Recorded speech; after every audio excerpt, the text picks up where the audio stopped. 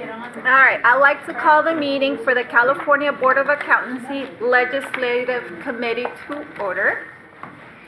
Let's start by taking roll call. On my right-hand side, Ms. Deirdre Robinson. Deirdre Robinson. Carola Nicholson. Luz Molina Lopez. Dan Jacobson. Carrie Ann Farrell Hines. Kathleen Wright. Thank you all. Thank you for all being here. I think we have a full team. So why don't we start and move on to our agenda with agenda number one, item number one, approval of the minutes of November 16, 2017 Legislative Committee meeting. Would anyone like to make a motion to approve the minutes? So moved. I second that. We have a second. Are there any additional comments from the board members? All right, should we call for a vote? Okay, we want to make sure any public comments. All right, why don't we move on for the vote? Carrie Ann Farrell Hines. Yes. Dan Jacobson. Yes. Sochi Leon. Yes. Luz Molina Lopez. Yes. Carola Nicholson. Yes. Deirdre Robinson. Yes. And Kathleen Wright. Yes. All right, so the motion carries with the approval of the minute meetings from November 16, 2017. All right, let's move on to agenda item number two, an overview of the California legislative and regulatory process and the legislative committee's role. I believe everyone received a copy. It's a written report. We're not going to go over it, but if you do have any questions, please let us know. Okay. Moving on to item number three, reviewing and the consideration of a possible position on Senate Bill 795, practice privileges. If we can have Mr. Aaron Bone, please come up. Thank you. Good morning, Madam Chair and members. Happy New Year. The item before the Legislative Committee for your consideration is Senate Bill 795, which would extend by 1 year the current January 1, 2019 repeal date for the CBA's no notice, no fee mobility program. Under current law, the CBA's mobility program is scheduled to sunset at the end of 2018. During this presentation, I will give brief comments on the background of the bill, give an overview of the current status of the bill, and then discuss the staff recommendations. As always, I'll be happy to answer any questions that the committee may have. When introduced in February of 2017, SB 795 removed the sunset dates entirely on the CBA's mobility program, thereby making it permanent. At its March 2017 meeting, the CBA took a watch position on the bill. Following the CBA's March meeting, staff worked with the sponsors of the bill to write amendments that would address certain drafting errors in the bill's language and preserve the CBA's emergency rulemaking authority to implement the mobility program and require certain out-of-state licensees to file a notice and pay a fee if the CBA determines that to be necessary.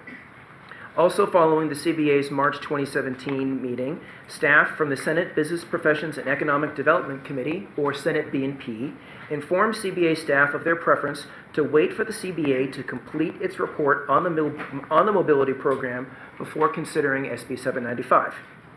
In November of 2017, the CBA approved its report, which was delivered the following month to the legislature. Then, on January 8, 2018, the Senate B&P Committee considered SB 795. During the hearing, the committee noted that it wished to have more time to review the CBA's report before approving a bill to make the program permanent.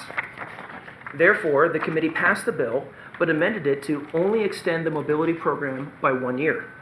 The author and sponsors of the bill stated at the hearing their desire to amend the bill later this year to make the program permanent, provided the Senate B&P committee staff are comfortable with the findings of the CBA's report.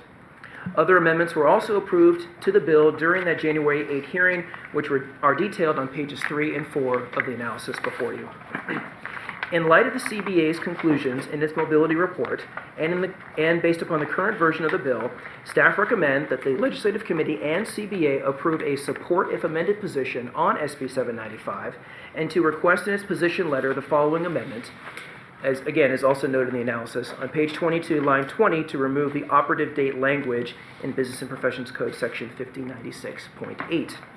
If the CBA adopts this recommendation and position, the above amendment would be made, and the above amendment is made to the bill, the CBA's position would automatically change to that of support. Further, staff suggests that the CBA's position letter on the bill express its support for removing the sunset on the mobility program entirely and making the program permanent. I've just been having some discussions on the staff recommendation with the sponsors of the bill who are here with us today, and I expect them to present their own recommendation on what position the CBA should take in support of SB 795. Madam Chair, this concludes my presentation. I'll turn it back to you for discussion or comments. Thank you. Appreciate the updating. Any discussion? I know that there was a lot of work done last year, and it seems to me pretty straightforward in us supporting the bill, but I just want to make sure that if there's any other thoughts or consideration before we take a roll call for a move to support this bill. Yes. I took a look at it, and I think that I support Mr. Bone's position, staff's position.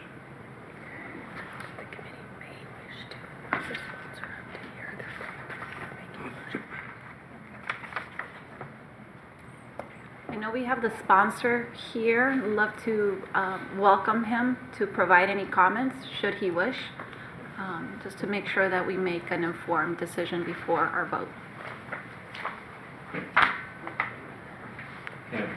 Good morning.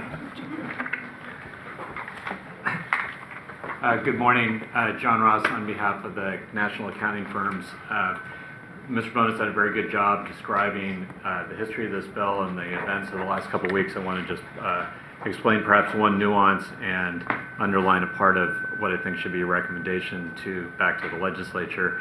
As Mr. Bone explained, the timing of the release of the report allowed only a little bit of time for the committee to review in detail the findings of the report. So their concern was ensuring that they had the ability to do that kind of review and that the other stakeholders had a chance to weigh in as well. We expect that all to go fine.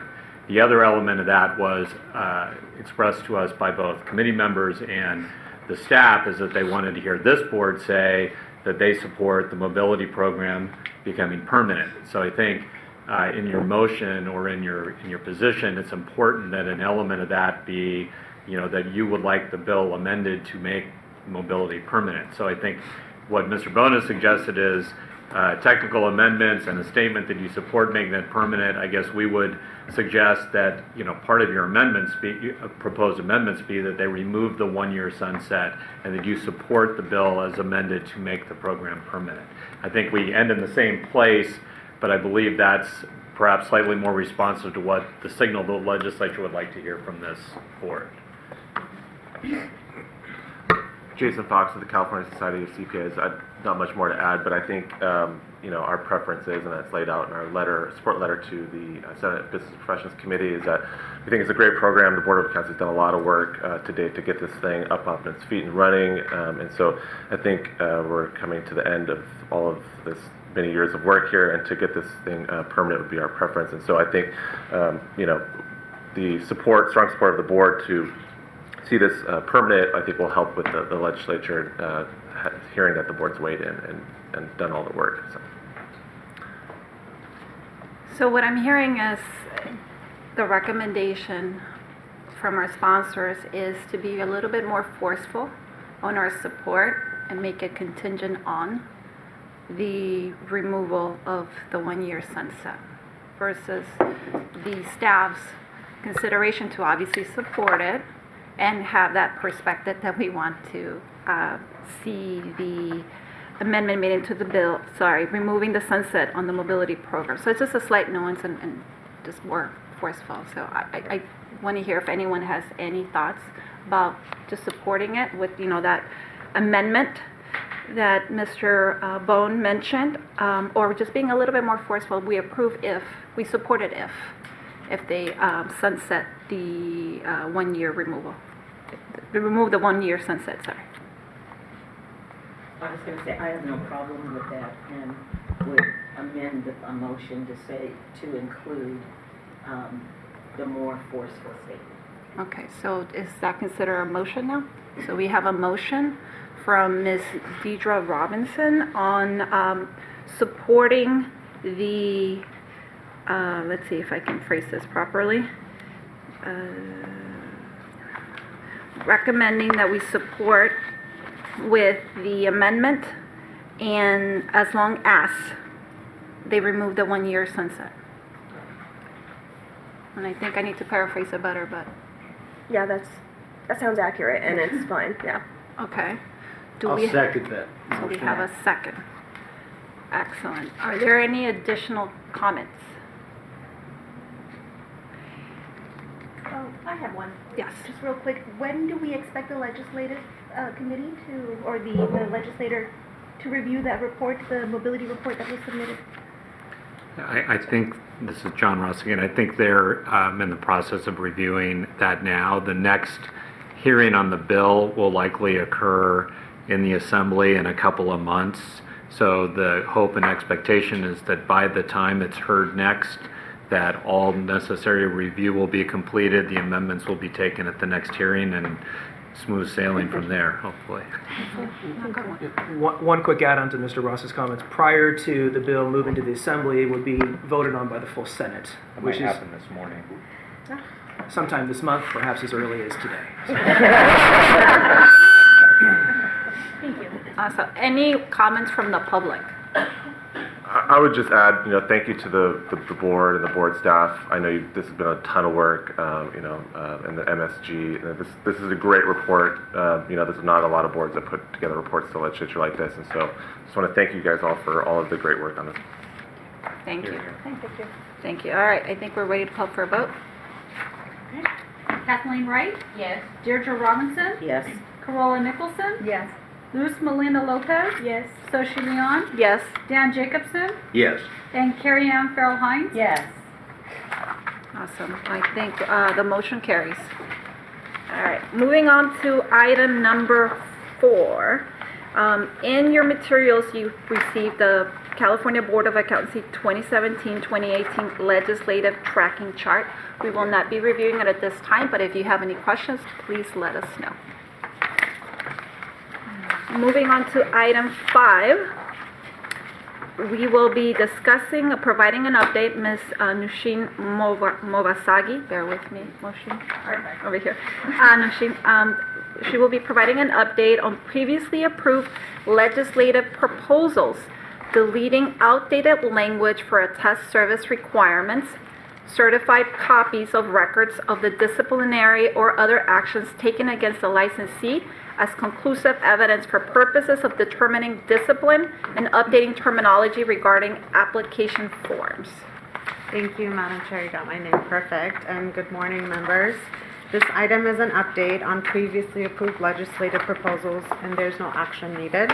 Every year, the Senate Business Professions and Economic Development Committee requests that all BCA boards and bureaus submit legislative proposals for inclusion in its annual omnibus legislation.